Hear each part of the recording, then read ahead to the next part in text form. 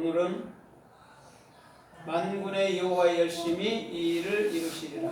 열심, 킨아에 대해서 말씀을 합니다.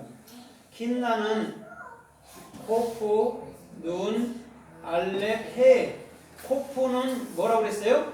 그리스도가 우리의 소망이라고 그랬어요.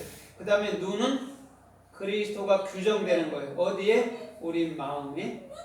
그 다음에 알렙은 배움이, 하나님을 배우는 거예요. 뭘로? 하나로. 그 다음에 해는 뭐예요? 영원한 실존은 누구밖에 없어요? 그리스도 예수밖에 없어요. 그래서 오늘 저와 여러분들 마음속에 예수 그리스도만이 소망이고 예수 그리스도만이 내게 규정되는 것이고 또 예수 그리스도를 배우는 것이고 또한 예수 그리스도만이 저와 여러분들의 실존이 되는 거예요. 그걸 뭐라고 그랬어요? 해를 영이라고 얘기한 거예요. 그분만이 영인 거예요. 그럼 그분이 저와 여러분들 마음속에 있을 때 주님께서는 저와 여러분들 안에서 하나님의 일을 이루실 줄 믿습니다. 그래서 만군의 여호와 체바 키나라는 거예요. 체바는 뭐냐? 만군이라는 체바는 나를 책임져 주는 거예요. 누가? 예수 그리스도가. 그 다음에 키나는 그리스도의 소망으로 저와 여러분들의 마음속에 영원한 실존, 실체 속에서 살아가게 되는 것을 키나, 열심이라고 말씀하고 있단 말이에요. 사람의 열심을 우리 주님은 말씀하고 있지 않아요. 절대적으로. 사람의 열심을 하게 되면 그거에서는 반드시 뭐가 형성돼요? 사람이 막 열심을 하게 되면 종교행위, 그렇죠? 율법주의, 행위주의, 종교주의가 탄생된단 말이죠. 근데 우리 주님은 우리 안에서 오히려 주님이 다 이루시는 거죠. 누구의 열심으로요? 그리스도 예수와의 열심으로 이룬다는 거예요. 그래서 오늘 저와 여러분들의 모든 삶에도 반드시 만군의 여호와의 열심은 킨아 또한 그리스도가 저와 여러분들 마음속에 영원한 실존되기를 주님의 이름으로 부탁드립니다.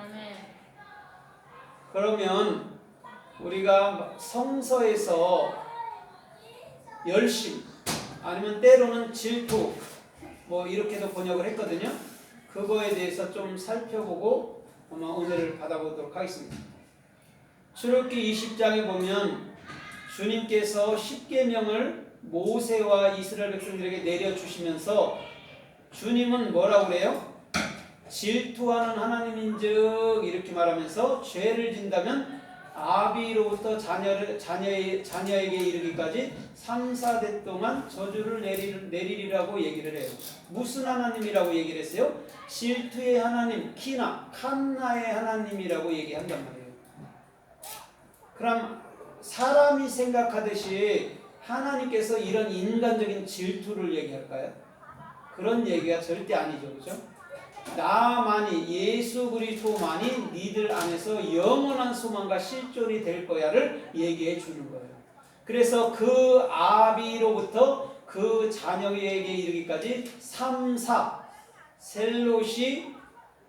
셀로시와 레비임으로 우리 주님은 저와 여러분들에게 임한다는 거죠.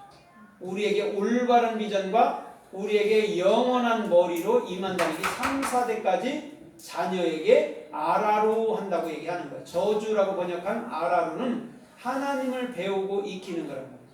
그렇게 되도록 만들어 버리는 거예요. 그러면 출애굽기 20장에서 십계명은 우리들에게 뭐가 되는 거죠? 십계명은 우리들에게 미츠바는 킨안데 그것은 곧 우리에게 영원한 실존이 되고 영원한 생명이 되고 영원한 소망이 된다는 얘기를 하고 있는 거예요.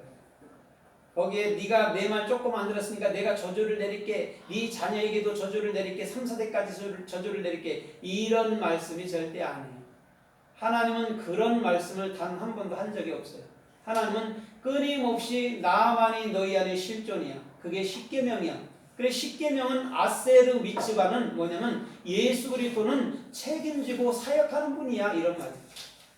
예수 그리스도는 어떤 분이라고요? 아세르 미츠바 십계명이 뭐라고요? 책임지고 사역하는 분이야 그런 말이야. 그것을 반드시 어디에 이루어요? 저와 여러분들 마음속에 에덴 동산 속에 이루는 거예요. 그것이 곧 키나 만군의 여호와의 열심이라고 말씀하고 있어요. 민수기서 5장 14절에 보면 어떤 남자에게 질투의 영이 임해서 자기 아내를 의심한다거든. 그런데 그 아내가 불의가 없다면 그 남자는 반드시 하나님께 번제를 드릴지니 예물을 드릴지니 이렇게 얘기를 해요. 거기서 질투의 영이 임했다고 그러는데 칸나는 르하우를 얘기하는 거예요. 근데 거기서 말하는 건 뭐라고 그래요? 남자가 여자를 의심하거들랑 이렇게 얘기해요. 근데 의심했는데 죄가 안 드러났어. 더러움이 없어. 그러면 예물을 드리라고 이렇게 얘기했어요. 칸나라는 키나는 반드시 저와 여러분들의 마음 속에 영원한 르하우, 머리가 되고 생명이 되는 줄 믿습니다. 그게 뭐냐면 질투하는 영이란 말이에요. 우리 주님은 끊임없이 그 말씀을 하고 계셨단 말이에요. 그런데 많은 사람들은 뭐라고 얘기해요? 아, 주님도 질투해.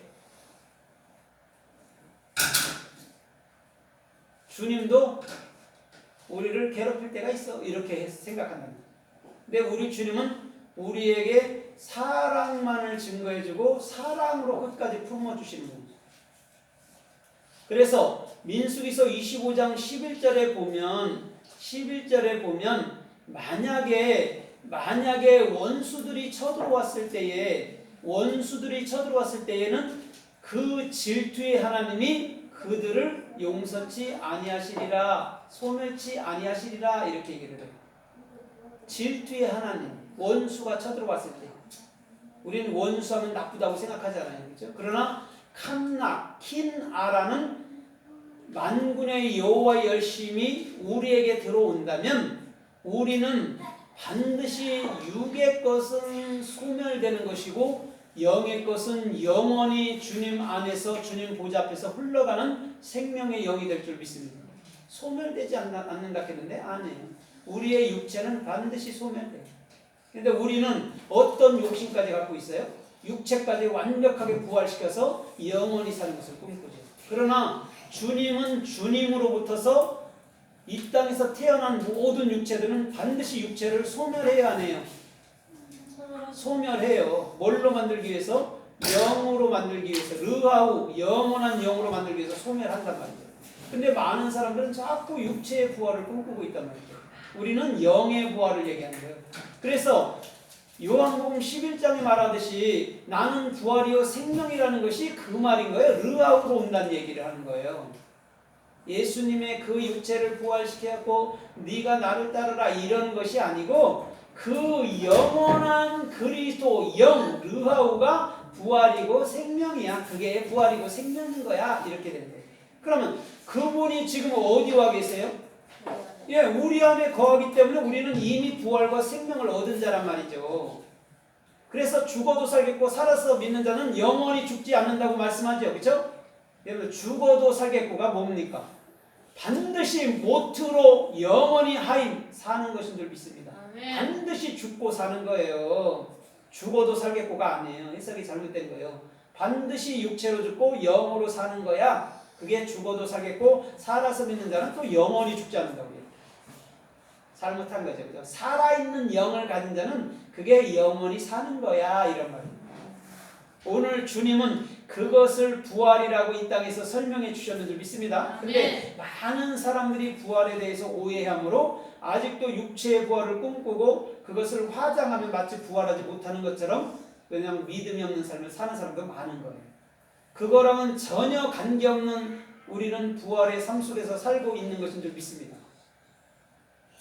그래서 그 열왕기상 19장에도 보면 엘리야가 뭐라고 그래요? 여호와 앞에서 내 열심이 어떻다고 그래요? 여호와 앞에 특심했다고 그래요. 내 열심이 특심했다고 얘기를 해요. 오늘 그것은 뭐냐면 키나를 얘기하는 것인 줄 믿습니다.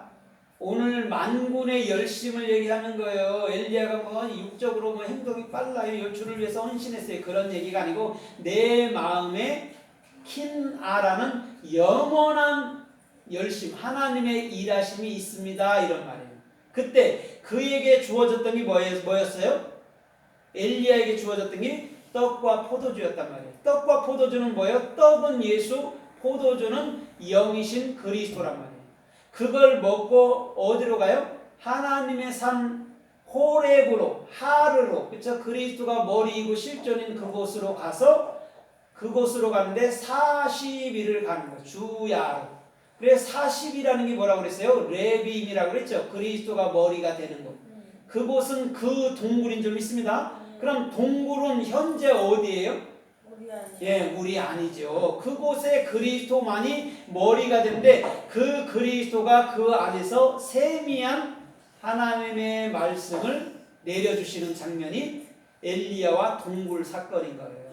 오늘 저와 여러분들의 모든 삶도 우리 마음속에 하나님의 열심인 키나가 있어서 오늘도 주께서 원하는 생명의 존귀한 길로 달려가기를 주님의 이름으로 달립니다. 아멘. 그런데 고린도서 11장에 보면 그렇죠? 그 어둠이 이화를 빼었다고 그렇게 얘기했어요. 그러면서 육적인 모든 것은 헛거라고 얘기를 해요. 그러나 육적인 열심을 우리 주님은 말씀하지 아니하시고 오직 당신의 영 안에서 키나라는 오직 하나님의 일하심, 하나님의 질투하심, 하나님의 역사하심만을 말씀하고 있는 모습을 볼 수가 있는 줄 믿습니다. 그것이 곧 하와와 아담에 대한 하나님의 말씀이었단 말이에요. 하와가 누구의 꼬임에 빠졌다고 고린도서 11장에 얘기해요? 예? 뱀의 꼬임에 빠졌다고 그러죠? 뱀이 누구였어요? 예, 예수 그리스도였단 말이에요. 반드시 하와는 뱀의 말씀을 들어야 돼요, 안 들어야 돼요? 네.